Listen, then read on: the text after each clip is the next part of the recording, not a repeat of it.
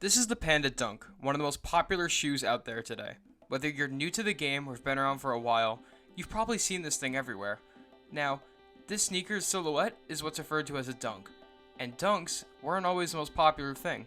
Through different techniques and styles and cuts, they've become more popular in today's day and age. Now, I think it's important to go back and see some of the history and cultural significance that led to its success today. Let's go back and talk about one of the most important packs in sneaker history and footwear. Let's talk about concepts and the Lobster pack. Before there was the Dunk, there was the Chode, Nike's first attempt at a skate shoe, which, I don't have to tell you, didn't go well for them. So, after this massive failure that was the Chode, I cannot stress this enough, they called it the Chode, they would pivot to the Dunk. First of all, how do we get from the Chode to the Dunk? Now, the Dunk obviously wasn't created in 2002. It actually goes further back to 1985 and a pack called Be True to Your School, which featured all the Nike-sponsored schools in their own school-proud colorway. Even from its early inception, it was clear that the only other shoe with storytelling capabilities like the Dunk in Nike's repertoire was the Jordan brand, and Jordan brand wasn't exactly going to be propelled into skate culture in the same way at this point. That's for later. So Sandy had seen that a lot of skaters actually chose to wear these Dunks. They went on sale at a lot of places and weren't too hard to get to, so Sandy started marketing these towards skaters and bringing these to skate shops and saying, hey, do you guys want to collaborate with us and create your own skate shop version of the Dunk? Part of why the Dunk actually took off was this decision to go to skate shops rather than big name designer brands at first. Sandy knew that in local communities, those individual skate shops held more importance than those big names. Skaters don't want to support a big brand like Nike, they want to support their local shop. Knowing this, Sandy decided it was time to do something which he called the City Pack. Now, the City Pack paid homage to local boutiques and stores and skate shops in those areas. We'll use the staple pigeon for example. While this does look like a dunk with a pigeon on it, it's got a little bit more significance. In the area of New York City, the pigeon represents the unwelcome, the unwanted. This is actually coming straight from Jeff Staple, the designer of the shoes. So when it became time to bring the shoe to Boston and Massachusetts, they knew they had to tell a story with a local place that knew what they were doing. They found Concepts. A man by the name of Dion Point was the head creative director at Concepts. He designed most of the collaborative ideas, and actually, he's the one who designed the shoe we're going to be talking about today and its subsequent iterations. Sandy looked at Dion, basically, and said, I have a question. What story does Boston have to tell through streetwear and culture? For this, he turned to the lobster. More specifically, he created the Red Lobster.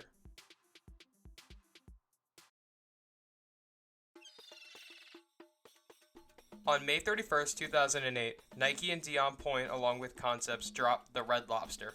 While it was an SB Dunk, this SB Dunk was nothing like the pigeon in Paris before it.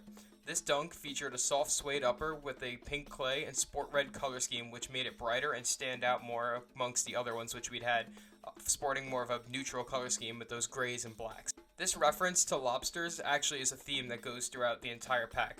In fact, it's actually meant to be more like a lobster dinner. It had that red color scheme, but on top of that, it also had a big oversized leather swoosh and a pattern that was inspired based on a bib with this blue and white pattern on the insole, the sock liner, and even my favorite detail, a rubber band that went around the toe box of the shoe. That rubber band around the toe box was to symbolize putting a rubber band over the claws of a lobster. This way the lobster wouldn't crunch down on whatever it was going near. Today this shoe, while minuscule at the time, sells for $2,700. But how did Dion Point and Concepts make this grail even better? The story is all in the box. Oh, it was in the box. By the way, Nike, can we please get back to packaging things with cool packaging like this? The Lost and Found was a good touch, but come on, man. If you ask me, this box alone is a grail for collectors. The box was inspired by a milk wood crate used to ship lobsters to and forth. It came with a supermarket bag. The box inside also had a similar t-shirt, fresh catch box with laces, a napkin, forks, a bib, keychains, wipes, crackers, and a butter lace which was exclusive to the concept release. The butter was obviously an homage to putting butter on lobster. So, by the way, how do you guys like your lobster? Do you slather it in butter? Do you like it in a roll? Or, just straight up lobster? Let me know in the comments below. Personally, I'm a fan of it on its own. I don't really need all the butter, but that's me. Now, if you were lucky enough to get this lobster box with the shoe, That's the big point. The shoe and the lobster box sell for about 5.5 thousand, making it easily one of the biggest grails for collectors. I probably don't need to tell you guys this, but the Red Lobster was kind of successful. I mean, well, I do have to tell you, that's what the rest of this video is going to be about. Speaking of which, thanks for sticking around this long. Please keep watching and enjoy my engagement. I need to boost any channel numbers I have while I'm still new to this. By the way, what's up guys? Welcome to the channel. So, let's keep going now, and let's talk about my favorite colorway of the Lobster series. Well, top two. Let's talk about the Blue Lobster. About a year later, following the wide success of the Red Lobster, Nike had planned to release another one, and just like that, they did. Here came the Blue Lobster. In my opinion, what makes the Blue Lobster more special than the Red is the way they marketed it. Up until the release of this shoe, they would post things on different forums anonymously of people and animals being dragged into the water by these mysterious blue lobsters. Based on a real lobster that was out in the wild, Dion designed these shoes to look just like that, a blue lobster. That's why if you look closely at this shoe, it almost resembles the same pattern, but in different color. In fact, all the shoes kind of keep this theme going, using a rare form of lobster color, and then the similar repeating pattern.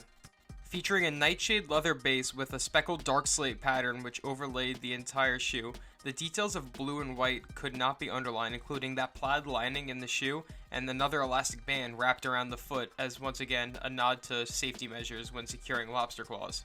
Just the way that Dion and Nike managed to play around with different materials and shadings of these very similar colors on the shoe stands out to me.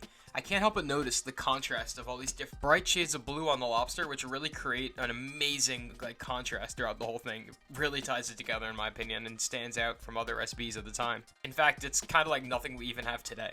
Once again though, this one came with a special box. This time, the box was a white foam box similar to one you'd get at like a fish market when buying lobster. It came with a shirt again, and even some of them claim to have come with a rubber lobster claw or a foam claw, and skate decks, which I do have pictures of and I'll be showing as I speak. These decks to me really show a good homage to the origin of skating these shoes. Of course it also came with things like the wet nap and bib and lobster crackers, things which I absolutely cannot believe are a given when it comes to sneaker releases, but I digress, that's just how concepts did things. They took it to the next step. This time around, they average around 3.2 thousand, and the actual special box goes for about $11,500. Wild to me. I can't find an average price of the decks, but I see there was about a lowest ask of 2,000 on StockX, so I'm gonna go with that. These decks are insane. From what I could see, some of them do vary. My favorite being this one right here that shows danger, and it's that gray color, but seriously, these are such amazing features to include with the shoes. One more special thing that actually came with this one was the ability to create a friends and family pair. Dion made about, I believe, 20 of these, and the yellow lobster is very, very limited and sought after. Features all the same trademarks of this signature shoe, but it came in yellow. The box at this point was just kind of a normal SB box from what I can see online, but still, one of the most polarizing colorways for a dunk, I have to say. Polarizing's the word. Hey, but it does still go for $45,000 on StockX, so how about that? It would take 5 more years until we got the follow-up to the Blue Lobster, and if you know your color theory, red and blue make purple. This purple lobster was marketed very similarly to the other two. It had some pictures and promotion done up of a lobster in these cages, which they'd use for crab fishing or lobster fishing, and honestly, it's quite creative how they would do it. Once again, it featured a special box version, and this special box was shaped like an ice box, which you would typically use to keep lobster cold over sea rides or when you're shipping it from here and there and supermarkets, etc. And the other detail I really like with this packaging was the danger index it came with. It was a sheet of paper which gave you an index of how dangerous the purple lobster was in this world of lobsters which they created. I just think it's cute. It's kind of fun. Now let's talk about the colorway. And believe it or not, this purple lobster is based in a real thing. Genetic abnormalities which took place in lobsters caused some of them to appear purple, and I guess that's what they went with. Unfortunately, there's not too much that makes this one that different from the blue pair, except for some details in the lace swaps it came with and some details with the color itself. But I'm not gonna lie, this purple color really does it for me. I love the contrast of this shoe. Unfortunately though, something that doesn't do it for me is that price tag. Coming in at around $1,800 in my size 10, This one is super gonna run you stiff. And if you want that special box, $3,500. Come on, man. That being said, it wasn't going to be long until we got the green lobster.